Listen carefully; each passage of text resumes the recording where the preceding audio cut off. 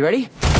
오늘의 스파팅카. 자, 여러분 따끈따끈한 쿠키가 지금 막 나왔습니다. 오늘은 이 한 개짜리 쿠키를 맛있게 먹어보는 시간을 가져볼게요. 지난 스포 리뷰에서 분량 문제로 잘린 이 4분이 넘는 수많은 내용들과 여러분들의 재밌는 댓글과 의견들을 취합 후 스포 리뷰 2탄도 끼려볼 예정이니까요. 빨간 버튼 한 번씩만 체크해주시고 바로 들어가자.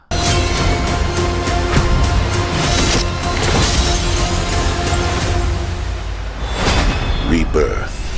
자, 이번 브랜뉴데이의 쿠키 영상. 쿠키는 30초 정도로 정말 짧습니다. 네드의 스파이디 트래커가 작동하고 피터의 동네인 퀸즈를 비추는데 스파이더맨이 위치한 아이콘이 물음표로 뜹니다.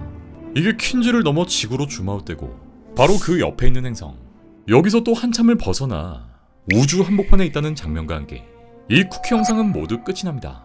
네, 스파이더맨이 우주에 있다는 이 엄청난 뉴스를 뭐 행성을 띄우거나 스티브를 부르는 방식으로 안 보여줍니다. 네드의 스파이디 트래커 앱 하나로 보여주죠. 그렇다면 대체 피터는 어떻게, 과연 어디에 위치한 걸까? 피터의 위치는 지구상에서 감지되지 않았고 행성도 아닌 우주 한가운데를 가리켰죠. 이건 둠스의 스토리에 달려있습니다. 이 둠스에 등장하는 두 지구, 팜포와 둠이 위치한 지구 828 혹은 엑스맨 유니버스인 지구 10005. 만약 이 두 지구도 아니라면 둠이 새롭게 창조하게 될 행성 배트로드가 될 수도 있겠습니다. 즉 둠스를 건너뛴 후 바로 배트로드가 배경이 된다는 거죠. 먼저 배트로드의 조건이 성립되기 위해선 이 지구 인류길 자체가 사라져야 합니다. 배트로드는 모든 지구들이 전부 소멸되고 하나의 행성을 탄생시키는 개념이니까요. 따라서 이 시점에 피터는 누군가의 요청이나 혹은 소원에 따라 배트로드나 우주 한가운데 떨어졌을 가능성이 있겠습니다. 제 개인적인 생각엔 로키일 가능성이 높을 것 같고요. 그것도 아니라면 두 번째 가능성, 리드 리처즈가 될 수 있을 것 같고요. 요건 뒤에서 설명드리겠습니다. 그럼 왜 마블이 둠스의 톰을 캐스팅하지 않은 걸까? 이에 대한 답은 의외로 간단하죠. 인간들이 너무 많아. 로더를 모셔오는 것만 해도 일단 수천억이죠. 공식 캐스팅 라인업만 해도 이미 27명이고 실제로 톰은 오디세이 촬영으로 굉장히 바쁜 일정을 보냈죠. 영화를 2시간 46분으로 추리긴 했지만 사실 이 안에 27명의 분량도 전부 담을 수 있을지는 의문입니다. 이런 상황에서 꽤 비중이 높은, 몸값도 꽤나 커진 피터를 등장시킨다면 누군가의 분량도 확 줄어들겠죠. 현재 알려진 톰 홀랜드의 캐스팅 비용이 1,500에서 2,000만 달러인데 11호 때 25만, 홈커밍 때 50만, 인어 때 300만까지 쭉쭉 필모로 쌓아가면 굉장히 착실하게 몸값을 올려왔죠. 어쨌든 마블은 선택과 집중을 한 것이고 굳이 5개월 차이밖에 나지 않는 이 두 영화에 스파이더맨을 2번이나 소비시키지 않은 것. 그리고 이건 둠스의 유출 플롯을 대입해보면 답이 보입니다. 루머의 내용이 포함되어 있으니까 살짝은 걸러 들으시고요. 둠스의 오프닝은 토비 스파이더맨 세계에서 시작된다고 하죠. 그리고 여기 등장하는 게 다름 아닌 데드풀과 울버린. 이들은 비스가 만든 행성 파괴 폭탄을 들고 본인들의 우주를 잉커전으로부터 구하기 위해 토비의 지구를 파괴하려 합니다.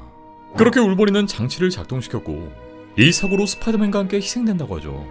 네, 아마 둠스의 티저에 보여줬던 그 장면, 우리 프로페서가 폭발하는 행성을 보는 장면이 아닐까 싶은데 이후 스티브는 로키의 도움을 받고 자신이 존재하지 않는 현실, 팜포와 둠의 지구인 파리팔로 이주, 그리고 그의 존재가 잉커전을 촉발해버립니다. 이후 어쩌고저쩌고에서 대격돌의 전쟁의 배트로드의 탄생까지 여기서의 결정적인 포인트는 이 시나리오에 피터가 낄 자리는 아예 없다는 거죠. 있으면 오히려 방해가 돼요. 이 정도 규모의 전쟁에 스파이더맨이 나온다 해도 시크릿 워즈에서 쓸 카드가 소진되기 때문에, 그래서 루머의 내용처럼 우리 어땠자를 살짝 넣고 초기에 증발시켜버리는 거죠. 뭐 아직까진 루머이긴 하지만요. 그래서 마블의 선택은 피터를 잠시 우주 바깥으로 빼둔다 였던 겁니다. 여기서 드는 개인적인 생각은 둠이 배트로드를 만드는 딱 그 타이밍에 피터가 우주 너머 어딘가에 위치했었고 둠의 기억 삭제가 통하지 않으면서 피터가 이전에 616 지구를 기억하는 이 히어로들 중 한 명이 될 수 있지 않을까. 네, 둠이 모두의 기억을 지우고 배트로드를 만들 때 그 자리에 없었던 자는 기억이 남아있겠죠. 자, 그렇다면 피터는 어디로 갔을까? 여기서부터는 좀 시나리오를 그려볼게요. 먼저 첫 번째, TVA의 보이드. 보이드는 시간의 끝에 있는 쓰레기장입니다. 이 드라마 로키와 데드풀과 울버린에 나왔었죠.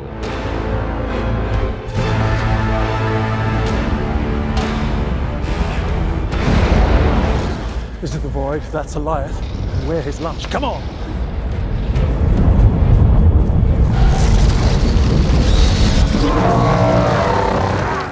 Where the hell are we? I don't know. Carousel in sun, and when You. 그리고 배트롤들을 만들 때 둠이 하는 일이 뭐냐면 이 붕괴하는 우주들의 파편들을 주워다가 이 짜집기에서 하나 행성으로 만든 겁니다. 그러니까 재활용이죠. 근데 재활용업자는 쓰레기장 밖에 있는 것들을 줍지 폐기 처리된 것들은 뒤지지 않습니다. 이 보이드는 애초에 스캔 대상 리스트에 없는 거죠. 앤트맨의 양자 영역과 비교해보면 여긴 어쨌든 우주 아니죠. 이전에 캉캉이가 살았고 스캇이 왔다 갔고 이미 한번 써먹은 카드입니다.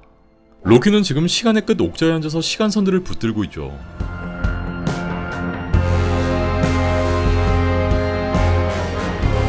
만약 둠이 현실을 갈아엎더라도 로키만은 기억할 가능성이 굉장히 높은데 로키가 이 기억을 유지하고 있는 히어로들, 즉 살아남은 피터 파커를 데려오고 그를 배트롤드에 파견해버릴 수 있겠죠. 그리고 보이드에 존재하고 있는 다른 히어로들, 이 기억을 가지고 있는 히어로들과 함께 또 원작 코믹스의 스토리와 맞물려보면 원작에선 라이프래프트라는 구명정이 나옵니다. 그러니까 인커전으로 두 지구가 충돌하기 직전 리드가 이미 우주가 끝날 걸 알고 있었고 우주가 소멸해도 생존할 수 있는 구명정을 만듭니다. 여기에 탄 멤버들은 극소수였죠. 만약 둠스에서도 리드가 구명정을 만든다면 피터가 여기 따라붙었을 수 있겠죠. 결국 이 구명정이 추후 배트월드에서 발견되고 기억을 가진 소수의 히어로들이 빠져나옵니다. 핵심 내용은 딱 한 줄이죠. 소멸의 순간에 어디에도 속해있지 않았던 이들은 둠의 기억 제거에 포함되지 않았다. MCU에 이걸 그대로 옮겨와보면 둠스의 엔딩 시점에 피터가 짧게 등장, 혹은 쿠키 영상에 나와서 이 구명정에 우연히 탑승하고 피터의 위치가 우주 망망대의 한 곳으로 찍힌 거. 이 피터의 위치가 행성 위가 아니라 행성들 사이 아무것도 아닌 공간, 우주 위 구명정에 위치했다는 거죠. 그렇다면 MCU에서 이 구명정을 만들 수 있는 사람은 누구냐? 원작에선 리드 리처드가 만들었고 MCU에서도 리드겠죠. 둠스에서 616 지구로 건너왔다가 다시 엑스맨 유니버스로 넘어갑니다. 이미 갤럭투스의 침입으로 자기 우주를 잃을 뻔했기 때문에 인커전의 위기에선 아무리 계산해도 못 막을 거란 걸 압니다. 따라서 정확히 구명정을 만들 계획을 세우겠죠.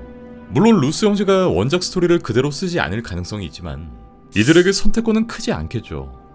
TV에도 구명정도 아니라면 세 번째, 엑스맨 유니버스. 다음 인커전의 진원지가 바로 여기인 거죠. 근데 왜 여기가 인커전의 진원지냐? 지금까지 엑스맨 영화 시리즈 내에서 이들은 굉장히 뒤죽박죽 뒤엉킨 시간여행을 해왔죠. 그래서예요. 벌 달게 받을 시간. 근데 만약에 피터가 여기로 오면 오히려 기존 멤버들과 피터의 동선이 겹쳐버리겠죠. 피터가 다른 시점에 여기에 방문한다 해도 일단 이 둠스의 시점은 아닐 것 같고요. 그렇다면 피터가 아는 한 사람을 떠올릴 수 있습니다. 바로 진 그레이죠. 진이 엑스맨 유니버스로 건너가고 이 과정에서 피터와 함께 동행했을 가능성도 예상해볼 수 있겠습니다. 자, 정리해보면 피터는 자의가 아닌 타이에 의해 다른 우주로 이동했고 이게 TV에 위치한 보이드가 됐든 원작처럼 리드의 구명정이 됐든 피터를 기억하는 로키의 소환이 됐든 결국 둠스의 뚜껑이 열려봐야 알 수 있겠죠. 둠스에는 오는 12월 18일, 시크릿 워즈는 내년 12월 17일. 피터가 어디로 갔는지에 대한 답은 빠르면 5개월 후 아니면 1년 5개월 뒤에 볼 수 있습니다. 이 모든 내용들은 제 개인적인 생각과 내피셜에 불과하고요. 루스 형제가 이 두 영화를 어떻게 만들고 또 어떤 방식으로 비틀었냐에 따라 우리가 아예 생각지도 못한 이야기들을 보여줄 수 있겠습니다. 자, 오늘은 이렇게 30초짜리 쿠키 영상에 대한 분석을 털어봤고요.